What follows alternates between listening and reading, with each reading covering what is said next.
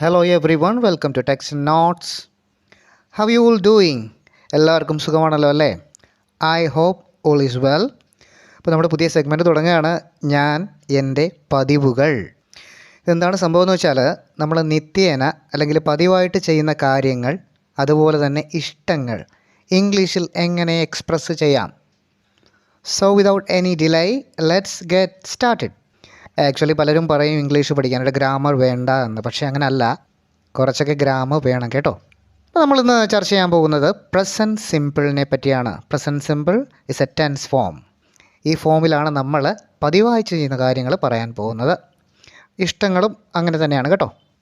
അപ്പോൾ തുടക്കത്തിലേ പറഞ്ഞേക്കാം, വലിയ ഡെക്കറേഷൻസ് ഒന്നും വേണ്ട. അതാ നിങ്ങൾ കണ്ടില്ലേ, brush, go, sleep, like, watch, pray, read and practice. ഇങ്ങനെ ഡെക്കറേഷൻസ് ഒന്നും ഇല്ലാത്ത വാക്കുകൾ കൊണ്ട് വളരെ മനോഹരമായിട്ട് നമുക്ക് നമ്മുടെ പതിവുകൾ, ഇഷ്ടങ്ങൾ എക്സ്പ്രസ് ചെയ്യാൻ സാധിക്കും. അപ്പോൾ നമ്മൾ തുടങ്ങുകയായി. ഞാൻ പതിവായി ബ്രഷ് ചെയ്യാറുണ്ട്. ഇതെങ്ങനെയാണ് ഇപ്പോൾ പറയുക? It's very simple. I brush regularly. I brush regularly. ശ്രദ്ധിക്കുക, ബ്രഷ് എന്ന ആ വാക്കിൽ യാതൊരുവിധ ഡെക്കറേഷൻസും ഇല്ല. Just brush. No brushing, no brushed, just brush. So let's get into the another example. ഞാൻ പതിവായി ഓഫീസിൽ പോകാറുണ്ട്. ഇതിപ്പോൾ എങ്ങനെ പറയുക? I go to office every day. I go to office every day. ഇവിടെ നിങ്ങൾ go ശ്രദ്ധിച്ചാൽ no more decorations, only go. No going, no gone, only go. ഞാൻ എല്ലാ ദിവസവും 8 മണിക്ക് കിടന്നുറങ്ങും. ഒരു പതിവാണ്. എങ്ങനെ പറയുക? I sleep at 8 usually. ഇപ്പോൾ നിങ്ങൾ യൂഷ്വലി എവറി ഡേ എന്നുള്ള പ്രയോഗങ്ങളൊക്കെ ശ്രദ്ധിച്ച് കാണും. പതിവിനെ ഒന്ന് കൺഫേം ചെയ്യാനായിട്ട് ഉപയോഗിക്കുന്ന എക്സ്പ്രഷൻസ് ആണ് കേട്ടോ. ഇവിടെയും സ്ലീപ്പിംഗ് എന്നോ സ്ലെപ്റ്റ് എന്നോ പറഞ്ഞിട്ടില്ല. Only sleep. I sleep at 8 usually. ഞാൻ ആദ്യമേ പറഞ്ഞിരുന്നു, ഇഷ്ടങ്ങൾ എക്സ്പ്രസ് ചെയ്യാനായിട്ട് നമുക്ക് ഈ ടെൻസ് ഉപയോഗിക്കാം. നോക്കാം. എനിക്ക് ഐസ്ക്രീം ഇഷ്ടമാണ്. How to say this? I like ice cream. I like ice cream. നിങ്ങൾ എവിടെയെങ്കിലും കേട്ടിട്ടുണ്ടോ ലൈക്കിംഗ് എന്ന് പറയുന്നത്? നമ്മൾ തന്നെ പറയാറില്ല അല്ലേ? സോ ഇത് വളരെ സിമ്പിളാണ്. No decorations for like, just I like ice cream. മറ്റൊരു ഉദാഹരണം നോക്കാം. ഞാൻ എല്ലാ രാത്രികളിലും പ്രാർത്ഥിക്കാറുണ്ട്. ഇതിപ്പോൾ എങ്ങനെ പറയുക? I pray every night. I pray every night.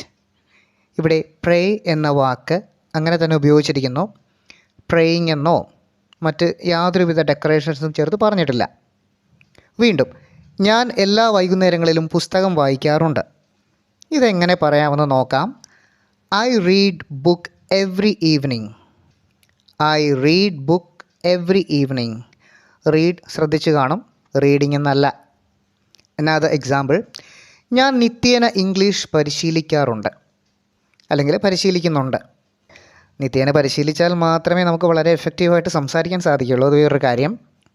I practise English every day. I practise English every day. Practising എന്നല്ല പറഞ്ഞിരിക്കുന്നത്, പ്രാക്ടീസ് എന്നാണ്.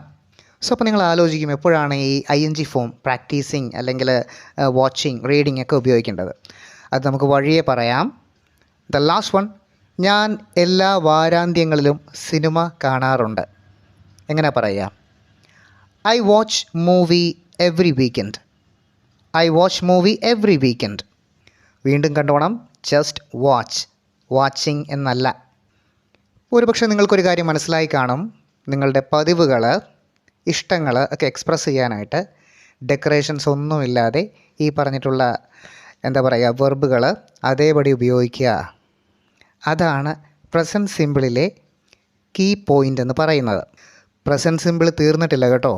ഇതൊരു തുടക്കം മാത്രമാണ്. ഇതിങ്ങനെ പുരോഗമിച്ച് പോയിക്കൊണ്ടിരിക്കും. സോ പ്രസൻറ്റ് സിമ്പിളിനെ കുറിച്ചിട്ടുള്ള നമ്മുടെ ടാഗ് ലൈൻ മറക്കണ്ട. No more decorations.